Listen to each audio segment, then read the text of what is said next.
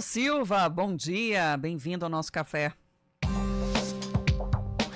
Bom dia, Guilherme, também. Bom dia a todos os nossos queridos ouvintes do CBN Bom dia. Campinas. Tudo bem por aí? Tudo bem, Bruno? Agenda cheia desta semana, mas já de olho na próxima, viu? O ministro da Fazenda, Fernando Haddad, deve se reunir na segunda-feira com a Federação Nacional dos Municípios para buscar um certo entendimento sobre a desoneração envolvendo as cidades com até 156 mil habitantes. Uma baita de uma dor de cabeça, na verdade, né, Sandra, para o ministro e também, ao mesmo tempo, para os prefeitos como um todo. Por quê? Vamos lembrar que chegou ao fim aí a desoneração da folha de pagamento. É uma situação que está colocando, de algum modo, a visão do governo, principalmente da equipe econômica, de um lado, e de outro lado, congressistas, né, principalmente o presidente do Senado Federal, Rodrigo Pacheco, que já havia dito lá atrás que era a favor da continuidade, né, ou seja, da prorrogação aí, da desoneração como um todo. Mas o Haddad agora, de alguma forma, está tentando ganhar o protagonismo para ver se consegue desenhar um meio termo dessa história toda, né? Então, o que estaria aí no horizonte sendo desenhado de alguma forma, né, Sandra? Seria a possibilidade, né? Seria a possibilidade de você tentar fazer um meio termo dessa história toda, né? Ou seja, tentar, por um lado, pensar numa reoneração gradativa, que começaria agora, iria até lá em 2027, por exemplo, para você tentar fazer a recuperação da receita como um todo e não de uma pancada só. E, por outro lado, o que os prefeitos estão chamando a atenção é que isso vai pesar demais para ele, né? Só para ter uma ideia, uma dimensão aí, em termos de renúncia fiscal, né? Nós estamos falando de um valor aí que pode chegar até 2026 na casa dos mais de 33 bilhões de reais. Por isso, a preocupação do Haddad, da Tebet, de toda a equipe econômica, né, no geral, porque isso traz um problema grave para o governo como um todo. Mas, do outro lado, os prefeitos, os municípios estão dizendo que não tem esse recurso. Aqui no nosso café também, Guilherme Pierangeli, que está no estúdio móvel. Oi, Bruno, bom dia.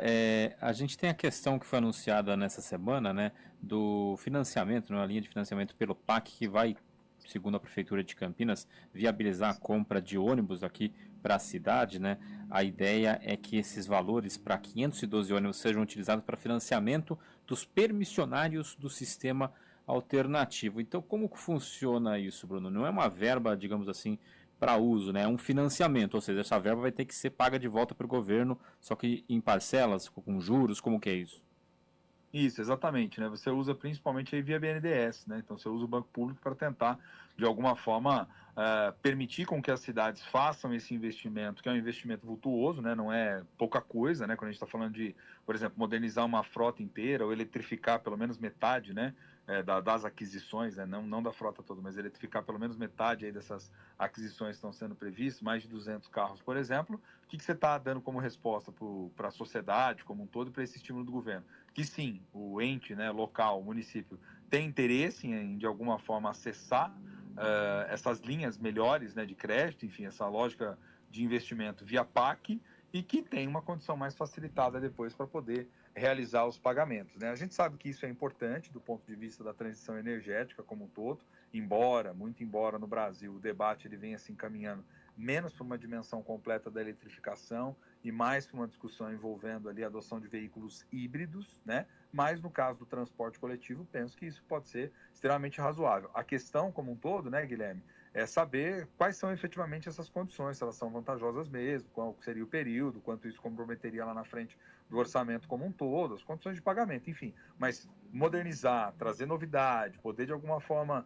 contribuir com o meio ambiente, acho que isso está na meta também governamental como um todo, né? E as cidades que vieram apresentando os projetos previamente, Campinas, Ribeirão, outras grandes também, já estão tendo aí esses anúncios. Agora, tem o outro drama, né, Guilherme? Que a gente não pode tirar do horizonte, né? Precisa saber se efetivamente o projeto, o PAC, o plano, vai funcionar mesmo, vai chegar o recurso, se isso vai dar certo, né? Até porque tem muitos setores que ficam um tanto quanto pensativos aí sobre a eficiência do plano em si, né?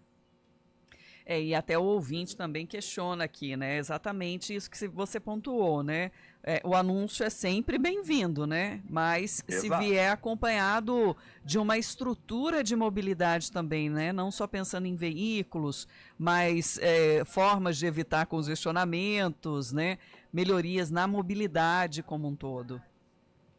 Aliás, né, Sandra, esse é um tema importante. Você pode aproveitar, por exemplo, o próprio legislativo a partir de um mote como esse, né, e de um anúncio, pensando que isso não é algo que vai acontecer amanhã cedo, mas tende a acontecer em um futuro próximo, e você já pode engatar, por exemplo, no próprio legislativo um debate mais amplo sobre mobilidade urbana, né, eventuais soluções que podem ser desenhadas para áreas que são áreas muito congestionadas, como se criar de alguma forma uma política aí que estimule a utilização desse transporte, se tem como pensar em conexão com outros modais. Acho que é sempre uma oportunidade para os municípios poderem pensar em como lidar com isso tudo. Não é fácil, não é simples. A gente sabe que principalmente o comportamento do usuário pós-pandemia mudou bastante, né? Até por questões de necessidade mesmo. Hoje aumentou muito, por exemplo, a quantidade de pessoas que se deslocam utilizando motoristas de aplicativo, né? Você tem novas modalidades de trabalho como o próprio home office, que por vezes aqueles que conseguem acessá-la ou chegar nela optam, ao invés de ficar se deslocando, né, do seu lugar de residência para o trabalho como um todo. Isso traz impacto, obviamente, também pensando